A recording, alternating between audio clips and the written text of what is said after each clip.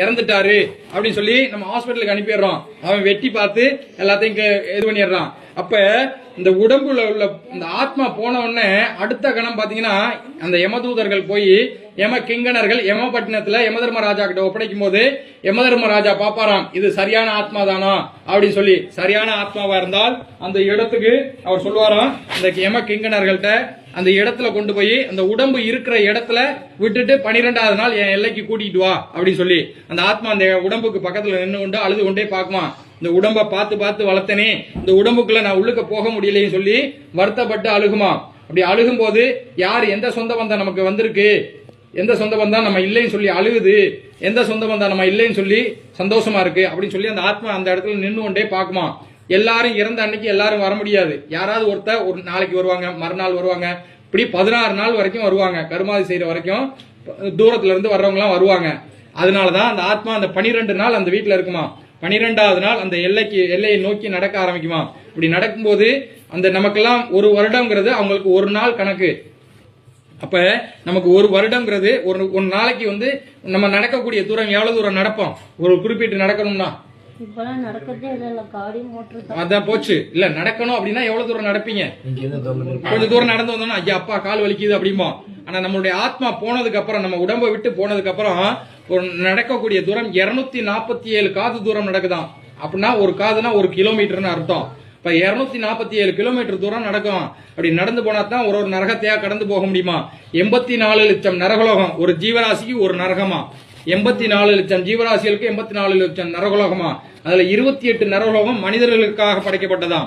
அந்த 28 நரகத்தை கடந்தா தான் அந்த ஆத்மா வந்து சொர்க்கத்துக்கு போகுதா நரகத்துக்கு போகுதான்னு சொல்லி அவர் நிர்ணயிப்பாரா யமதர்ம ராஜா. அப்பதான் யமபட்டினத்தை போய் சேர முடியுமா. இதை நடக்கிறதுக்கு 1 வருடங்கள் ஆகுமா நடந்து போறதுக்கு. அதுக்காக தான் நம்ம வந்து அந்த வருட திதியை கண்டிப்பா செய்யணும். இந்த ஆத்மாவை கடைசியா எல்லாம் முடிச்சு அனுப்பி வைக்கணும் அப்படின்னு சொல்லி சொல்றது.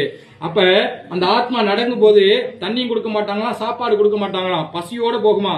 அப்படி பசியோட போகும்போது அந்த ஆத்மா புண்ணியம் செஞ்ச ஆத்மாவா இருந்தா அழகா ராஜா மாதிரி கூட்டு போவாங்களாம். அதே ஆத்மா பாவம் செய்த ஆத்மாவா இருந்தால் இந்த ஆத்மாவை அடிச்சு இழுத்துட்டு போவாங்களாம்.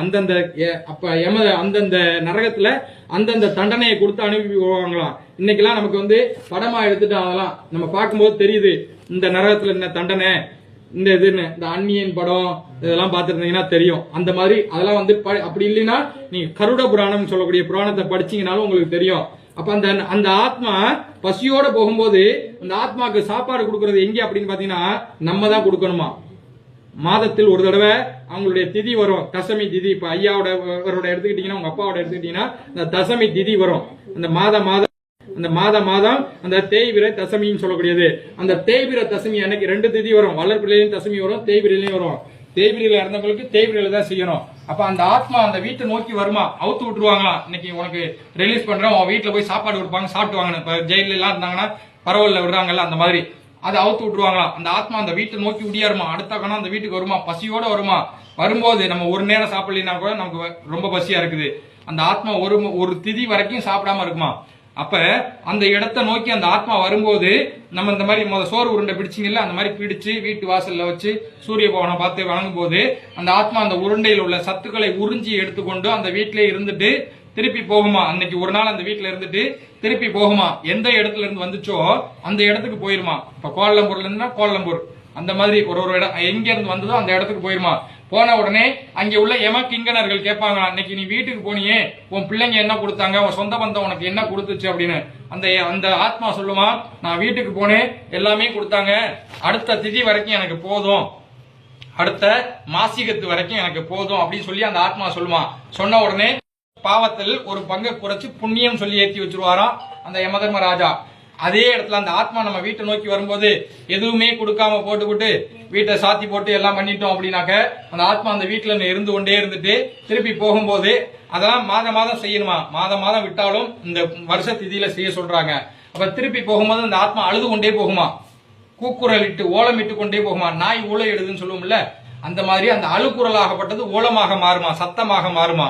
அழுது கொண்டே போகும்போது சொல்லிக்கிட்டே போகுமா அந்த ஆத்மா. போகும்போது நான் உயிரோடு இருக்கும்போது சொத்து சேர்த்து வச்சேன், சொந்தம் சேர்த்து வச்சேன், எல்லாம் சேர்த்து வச்சேன், ஆனா எனக்கு இப்ப இறந்ததுக்கு அப்புறம் ஒரு பிடி சாதம் கொடுக்க ஆள் இல்லையே அப்படின்னு சொல்லி அழுது கொண்டே போகுமா அந்த ஆத்மா பசியோட. அங்க போய் அந்த யம கிங்கணர்கள்ட்ட சொல்லுமா, அன்னைக்கு வீட்டுக்கு போனேன், எனக்கு எதுவுமே கொடுக்கல, எனக்கு ரொம்ப பசியா இருக்கு அப்படின்னா அடுத்த திதிக்காவது கொடுப்பாங்களான்னு நான் எதிர்பார்க்கிறேன் அப்படின்னு சொல்லிட்டு போகுமா. அப்ப அந்த யம கிங்கணர்கள் போய் யமதர்மராஜா கிட்ட சொல்லும் போது அங்கே சித்திரகுப்தன் என்ன பண்ணுவாராம், நம்மளுடைய பாவ கணக்குல 1 மடங்கு ஏத்தி வச்சிருவாராம். இன்றைக்கு நம்ம சொல்லுவோம், நான் உயிரோட இருக்கும்போது பாவமாவது புண்ணியமாவது, நான் செத்து போனதுக்கு அப்புறம் என்ன தெரிய போகுது அப்படின்போம். ஆனா தாத்தா சொத்து யாருக்கு சொந்தம் சொல்லுவோம், பேரனுக்கு சொந்தம் சொல்லுவோம். தாத்தா செய்த புண்ணியமும் பேரனுக்கு தான் சொந்தமா. காலையில இறந்தாச்சு அப்படின்னாக்கா சாயந்தரம் கொண்டு போய் சாம்பலாக்கிட்டு வந்துடுறோம். ஏன் அப்படி 3 நாள் வச்சிருந்தாங்க அப்படின்னு பாத்தீங்கன்னா, நம்ம முன்னோர்கள் கதையெல்லாம் கேட்டு சொல்லுவாங்க, கேட்டு கேள்விப்பட்டுக்கலாம். அதெல்லாம் நமக்கு ஒரு கதையா, கற்பனை கதையாத்தான் தோணி இருக்கும். என்ன தோணும், செத்து பொழைச்சவனு இருக்கான், சுடுகாடு போய் கூட பொழைச்சு வந்தவனு இருக்கான் அப்படின்னு சொல்லி நம்ம முன்னோர்கள் சொல்லியிருப்பாங்க. அதெல்லாம் உண்மையா நடந்த கதை. இன்னைக்கு நம்ம படத்துல பாக்குறோம், படத்துல கற்பனையோட பார்க்கும்போது நமக்கு சிரிப்பா வருது. ஆனா அதெல்லாம் நடந்த வகையான தானம் கொடுக்க சொல்றாங்க. வருஷம் இந்த 5 வகையான தானம் என்னென்ன அப்படின்னு பாத்தீங்கன்னா, கோதானம் சொல்லக்கூடிய பசுமாடு தானம் பண்ணணும், பூதானம் சொல்லக்கூடிய நிலம் தானம் பண்ணணும், சொர்ணதானம் சொல்லக்கூடிய தங்கம் இல்ல வெள்ளி ஏதாவது தானம் பண்ணணும், அன்னதானம் வஸ்திரதானம் சொல்லக்கூடிய உடுப்பு தானம் பண்ணணும், அன்னதானம் சொல்லக்கூடிய காய்கறிகள் இந்த சமைச்சு சாப்பிடக்கூடிய பொருட்கள் தானம் பண்ணணும். கோதானம்னா பசுமாடு. நீங்க இந்தியாவுக்கு எப்பாவது போக முடிஞ்சால் அப்ப போற காலகட்டத்துல உங்களுடைய யாராவது ஒருத்தர் செய்யும் போது அந்த பலன் அந்த சந்ததிக்கே வந்து கிடைக்குமா. எதாவது ஒரு கிராமத்துல போய் அந்த இடத்துல மாடு கண்ணுக்குட்டியும் வாங்கி கொடுக்கணுமா. அந்த கோதானம் சொல்லக்கூடிய வாங்கி கொடுத்து ஏழை ஒருத்தர்கிட்ட கொடுத்து அவங்க அதை வச்சு பால் கறந்து அந்த பாலை வித்து அதுல இருந்து வரக்கூடிய காசு சாப்பிடுற மாதிரி இருக்கணும். நீங்க மாட்டை வாங்கி கொடுத்துட்டு அங்கிட்டு வித்து விட்டு போற மாதிரி இருக்கக்கூடாது. அந்த மாதிரி உள்ளவங்களுக்கு தானம் பண்ணணுமா. நீங்க நான் போய் ராமேஸ்வரத்துல போய் பசுமாடு தானம் பண்ணணும் அப்படின்னாக்கா அதுல பலன் கிடையாது. ஏன்னு கேட்டீங்கன்னா, ராமேஸ்வரத்துல ஒரு நாளைக்கு 100 பேர் அங்க வந்து இந்த பூஜை பண்ணிக்கிட்டு இருப்பாங்க. ஒரே ஒரு மாடு தான் இருக்கும். இங்க வந்தோன்னா உங்கள்ட்ட கொடுப்பாங்க, அங்கிட்டு போனோம்னா அங்கிட்டு கொடுப்பாங்க, இங்கிட்டு போன இப்படியே அந்த ஒரு மாடு தான் காலையில இருந்து சாயந்தரம் வரைக்கும் இருக்கும். அப்ப அதுல தானம் கொடுத்ததுல பிரயோஜனம் கிடைக்காது. அதனால இந்த ஊர்ல நம்ம பசுமாடு தானம் பண்ண முடியாது. அதுவாக பசுவாக நினைத்து அந்த அரிசியை தூக்கணுமா.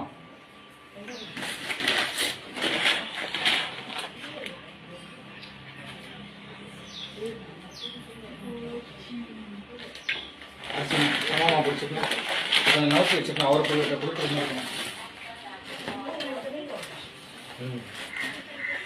வச்சுக்கங்க, நல்லா பிடிச்சிக்கங்க. அவரை பிரார்த்தனை பண்ணிட்டு உங்க வீட்டுக்காரர் நீங்க எப்படி கூப்பிடுவீங்களோ அந்த மாதிரி சொல்லி, நான் உங்களுக்கு பசுமாடு தானம் பண்றேன் அப்படின்னு சொல்லி அவர் கையில கொடுத்துருங்க. श्री महा आत्मसुभाय आत्मवर्तने विषेदगा महापुत्रे दान पूजा विषेदगा गोदानम समर्पयामि. மறுபடியும் வாங்கி அந்த இலையில வச்சிருவாங்க. நீங்க